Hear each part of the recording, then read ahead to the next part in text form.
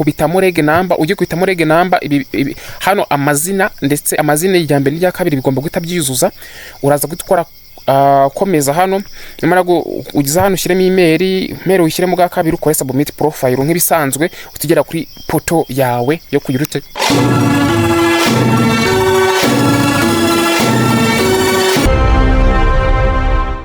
Ya abantu banjye muramumize neza hano bari dofisho nk'ibisanzwe makaza neza ku Uburezi Rwanda TV. None hanga rero hamaze kuba hasohoka itangazo rimeze neza cyane.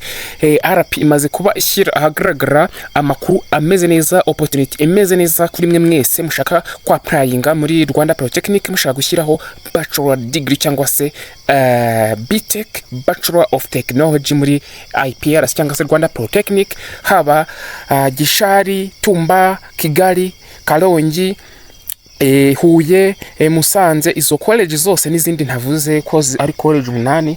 Mwese muratumiwe. Iyi video ni yanyu, tujye kwebera hamwe ese nibiki biri gusabwa. Deadline ni ryari? Application iratangira ni uyu munsi tariki 25 z'ukwezi kwa gatanu. Irarangira ryari? Byose tubirebe. Documents zigomba gusabwa na application ukuntu igomba gukorwa hano ku Uburezi Rwanda TV. Niyo rugomba ugeze kuri YouTube channel kandi like, subscribe, ufungure zugira tujye tubona igihe cyose hasigaye duhita duca muri iri tangazo twirukanka cyane. Kanda subscribe, like na share kuri Uburezi Rwanda TV. Uburezi, akazi na technology byose ni ibyawe. Hano iyi ni eggs yabo bagize bati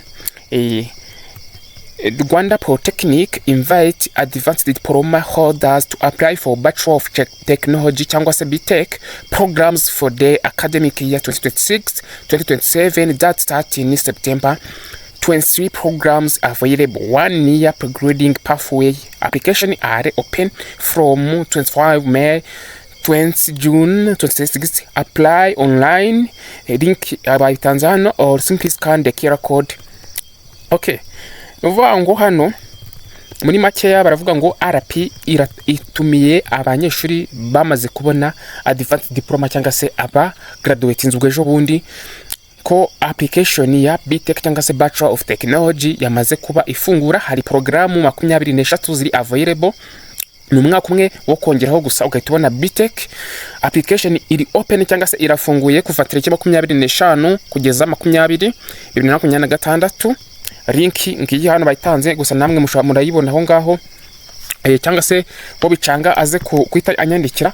Noneho tunyuze ku itangazo rero, hano baravuga ngo Rwanda has open application for Bachelor of Technology designed for the Advanced Diploma graduates seeking to the advance their professional.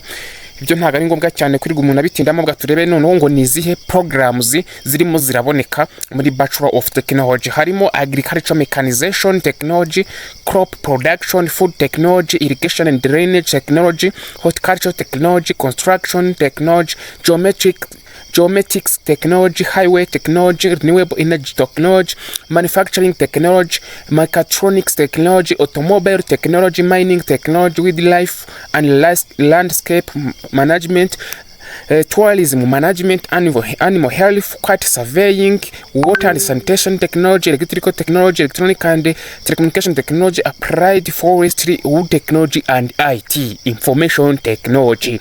Nuvuga ngo izo ngizo nizo programu zirimo ziraboneka muri Rwanda Polytechnic. So bakomeje baravuga ngo interested candidates must meet the following requirements: provide notified copies of Advanced Diploma certificate and academic transcript. Hano ugomba kuba ufite copy ya diploma yawe ndetse na transcript zawe. Cya kabiri, proof of English proficiency for students who have background in an English system. Proof of English proficiency certificate igaragaza yuko uzi Icyongereza ku bantu babize muri system itari Icyongereza. Foreign candidates shall provide an equivalent certificate and transcript provided by the competent organ in Rwanda. None bavuze ngo abanyamahanga cyangwa abantu bo mu mahanga bagomba gutanga equivalent certificate. Ni ubwo nyine itangwa n'urumvikana neza, itangwa n'ibigo bifite uburenganzira hano mu Rwanda, ndetse na transcript. Noneho copy of national ID or valid passport, copy irangamuntu yawe cyangwa se passport, recent photo passport photo ibo ni ifoto yawe ikuranga, nako ifoto ingufi ya passport y'aka kanya iri current. Payment of non-refundable application CO5K Rwanda reference, amafaranga 5,000 ya application yanga ntago ajya asubizwa. Murabiza benshi musoje muri Rwanda Polytechnic. Kwa applyinga rero ngiye hano ni link hano, mushobora no kurebera pin da umunsi gusa biranoroshye. Niyo uje nka hano wenda muri niyo uje hano muri Google kandikamo ngo RP application portal, kaza hano kuri MIS, yes, then kaza hano handitse ngo create account, urabona kiri open. Kaza hano ugahitamo A1 graduate country, ugahitamo Rwanda wenda, then ugahita ushyiramo iki mwaka usojemo ni uyu nguyu, then proceed. Maze gukora proceed barahita bakubaza ngo kubitamo reg number. Ujye kubitamo reg number, hano amazina ndetse amazina y'ijambe n'ya kabiri bigomba guhita byuzuza. Uraza gukora komeza hano, nyamara ugiza hano ushyiremo email ushyiremo bwa kabiri, ukore submit profile nk'ibisanzwe, utugera kuri portal yawe yo kuyirute yo gukoraho application. Ugize ikibazo direct, ugize ahantu uragira ikibazo. Impamvu nanze kuri Rwanda mu bintu byinshi, abenshi musoje RP kandi mwakoze application bwashize ari kugira ikibazo, iyi nimero iri kuri screen 0792101889 ni Uburezi Rwanda TV, mutwandikire tubafasha ako kanya nta kibazo. Kandi ubwo mbabwira ngo niba turakora subscribe, urakerewe gukora subscribe kuri channel yacu kugira tujye mu makuru yose agiye atandukanye.